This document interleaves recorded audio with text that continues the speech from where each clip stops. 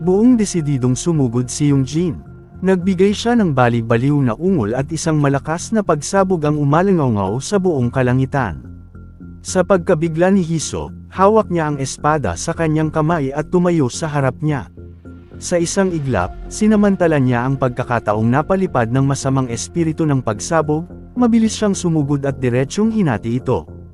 Isang marka ng espada ang dumulas sa pangit na katawan ng masamang espiritu. Kasabay nito, nahulog siya sa lupa dahil sa inertia. Nag-alala si Hiso para sa kanya. Malakas siyang sumigaw, Yunjin. Pagkaraan ng ilang sandali, tiningala niya ang kanyang ulo na may maliwanag na pulang bukol sa ulo. Marumi ang buong katawan niya. Nagpumilit siyang magsalita, ano yun? Ang kotse ay nahati sa dalawa ng bata. Nakatingala si Hiso sa kanya nang magulat siya sa boses ni Jin.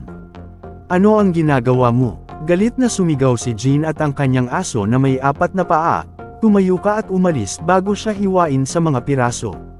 Agad na tumayo si Yunjin, kinuha ang espada, at nagngingit-ngit ang ngipin, nagmumura, Tanjina, ang bigat nitong bagay.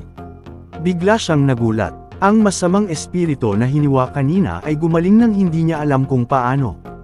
Pula ang mga mata nito at galit na sumusugod sa kanya na parang isang gutom na tigre. Agad, siniko siya nito ng malakas. Hindi handa si Yunjin at lumipad ang espada mula sa kanyang kamay. Sa isang iglap, bumagsak siya sa isang kalapit na tumpok ng scrap metal. Nang tumayo siya, natakot siya nang makita ang masamang espiritu na nakatayo sa harap niya. Umungal ang masamang espiritu at biglang sumugod sa kanya, kaya't namutla ang mukha niya. Agad, tumalon si Jin sa mukha ng masamang espiritu. Sumigaw siya sa kanya, dali na, 32. Ang pinakamahusay na diskarte ay tumakbo. Agad na tumakbo si Yunjin. Sobrang galit si Jin na namumula siya sa galit. Malakas siyang nagmura. Bakit ka tumakbo, Gunggong? Tinatanggihan ko ang responsibilidad.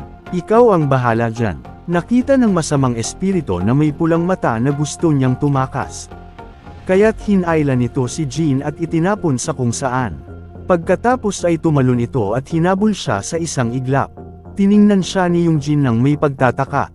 Agad siyang sinigawan ni Jin na nakahiga sa isang sulok na gamitin ang kutsilyo. Sinikipan niya ang kanyang mga mata, nagngingit-ngit ang ngipin, at lumingon. Ang espada ay nakakapit sa kanyang kamay. Bigla, inihambalos niya ang kanyang espada at hamati ng daan patungo sa masamang espiritu. Pinilit ng masasamang espiritu na umiwas ang mga tao. Sa sandaling iyon, nagngingit-ngit siya sa ngipin at sinubukan niyang umindayog ng buong lakas. Bigla, sumigaw si Hiso para palakasin siya, puno ng sigasig ang boses niya. Yunjin, kaya mo yan. Paparating na ako. Pagkatapos niyang magsalita, agad na humambalo si Yunjin ng espada sa kanyang kamay ng bali-bali. Kahit ang masamang espiritu ay tumingin sa kanya ng walang kibo. Sa kasamaang palad, biglang nadulas ang espada mula sa kanyang kamay, at natigilan siya, malaki ang mata niya. Ang espada na lumipad mula sa kanyang kamay ay agad na umikot na parang buhawi. Kahit si Jin ay natigilan. Ang espada ay sumikat ni Hiso at nasanggi ang ilang kalapit na palumpon ng bulaklak. Ang espada ay lumilipad ng mataas sa kalangitan. Sa ilalim, sa isang iglap, lumingon si Yunjin at tumakbo palayo. Agad siyang hinabol ng masamang espiritu na parang linta. Ang kalangitan ay puno ng nahuhulog na talulot. Sa ibaba ay ang walang katapusang paghahanapan sa pagitan niya at ng masamang espiritu. Biglang idinilat ng masamang espiritu ang mga mata nito. Nagkaroon ito ng masamang pakiramdam. Maingat itong tumingin sa itaas. Sa sandaling tumakbo ito sa makulay na talulot. Isang talulot ang tumakip sa isa sa mga mata nito. Lumaki ang mga pupil nito ng todo. Ang daloy ng mga alaala ay lumitaw sa silid. Ang kumikislap na ilaw ay nagliliwanag sa dalawang malabong anino sa dingding. Sa dingding ay isang larawan ng isang atleta sa tabi ng isang lalaking nakasuot ng helmet. Isang ulo ng bakal na tao ang inuukit ng dalawang artisan. Ang tunog ng lag-ari ay malakas na umalingaw-ngaw. At ang larawan ng lalaki na nagulat sa atleta ay biglang lumitaw. Hindi nagtagal, ang nakumpletong estatwa ng tao ay nagdulot ng gulo sa mga tao. Diyos ko, kamukhang kamukha niya. Kahit ang host ng TV ay dumating upang mag-film. Ang atletang ito ay number 1, ang pride ng Korea. Tinitigil ng host ang estatwa ng matagal bago magtanong, pero bakit siya nanukso? Ang mga talulot ay biglang lumitaw, tinatakpan ng magagandang alaala ng mga bisita na dumarating sa estatwa na ito upang kumuha ng larawan at mga bata na tumatakbo pabalik-balik sa harap ng estatwa. O mga alaala ng mga oras na maraming magagandang babae ang dumating dito upang maglaro at kumuha ng larawan. Ang estatwa ay nakatayo sa ilalim ng maliwanag na sikat ng araw, buong pagmamalaking nakikinig sa usapan ng dalawang babae na nagpo-pose na parang estatwa. Pagkatapos ay tumawa ang mga lalaki ng masaya. Bigla, sinulyapan ng estatwa ang pababa at sabay na umalangaw ang boses ng isang babae. Diyos ko! Kumuha siya ng larawan mismo sa harap ng sarili niyang estatwa. Sabi ng babae nang makita niya ang isang lalaking nakasuot ng sombrero na lumalapit sa estatwa upang kumuha ng larawan. Ang lalaking nakasuot ng sombrero ay nag-pose na tumatakbo na parang estatwa. Tiningnan siya ng estatwa, itinaas ang kilay sa pagkalito. Isang tiyahin ang biglang lumapit sa kanya, ngumiti ng may paghanga at bamulong. Ang aming anak ay mahilig din sa athletics. Hinahangaan kanya ng lubos, sabi niya. Salamat sa pagiging isang mahusay na inspirasyon. Gusto namin talaga ang iyong mga mimwa. Sobrang taas ng estatwa kaya't malinaw na maririnig ang kanilang usapan. Pagkatapos, biglang umiyak ang estatwa. Pagkaraan ng ilang sandali, tinamaan siya ng lubad sa kanyang balikat. Binuhat ito ng isang crane. Mula noon, mag-isa itong nakatayo sa malamig na ulan. Dahan-daang gamulong ang mga patak ng ulan sa sulok ng mga mata. Tulad ng malungkot na luha ng estatwa.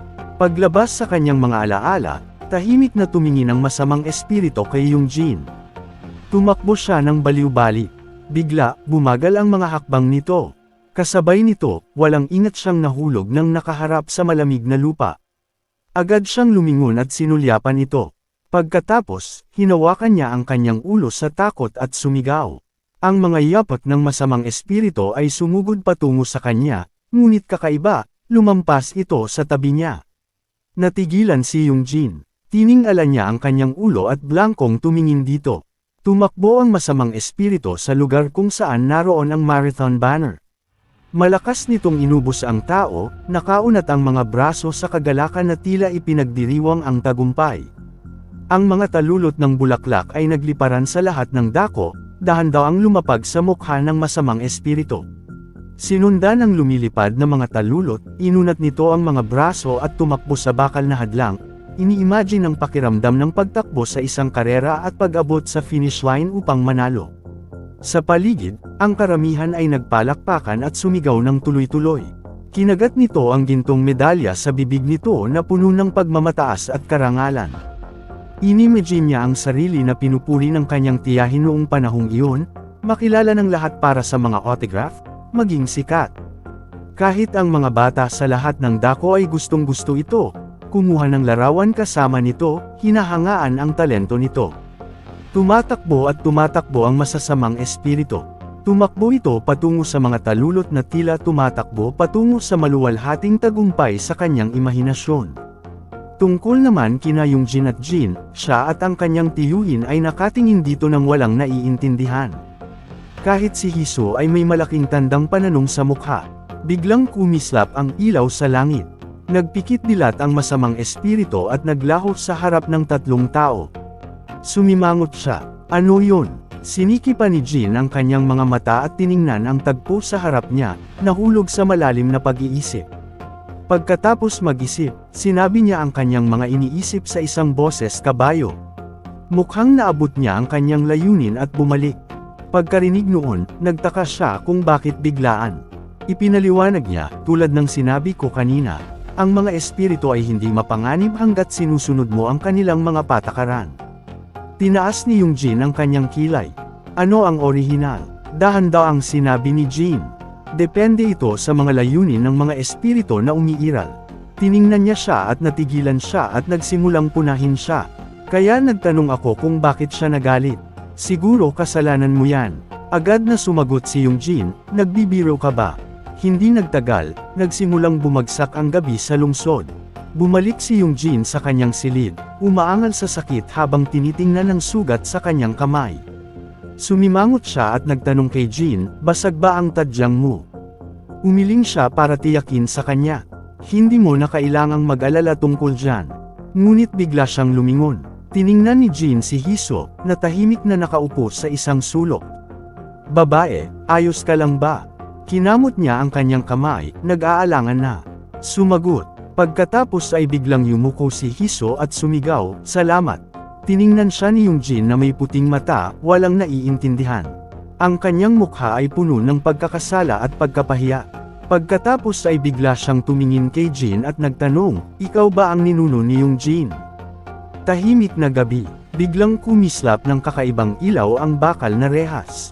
Ang dahan daw ang paghakbang ng isang bata na dumaan sa hadlang. Agad, nahati sa dalawa ang bakal na hadlang at gumaling ng kumpleto. Isang kotseng nasira at dalawang kalapit ay biglang lumipad at pagkatapos ay gumaling tulad ng dati. Isang kakaibang kamay ng isang taong gumagamit ng mahika upang ang basag na salamin ay dumaikit muli. Ang plum blossom ay mahiwagang dumaikit din pabalik sa puno ng punong kahoy ng taong iyon. Isang grupo ng mga bata, dalawang lalaki at isang babae, ang biglang lumitaw. Inakbayan nila ang isa't isa, tumatawa at naglalaro ng masaya.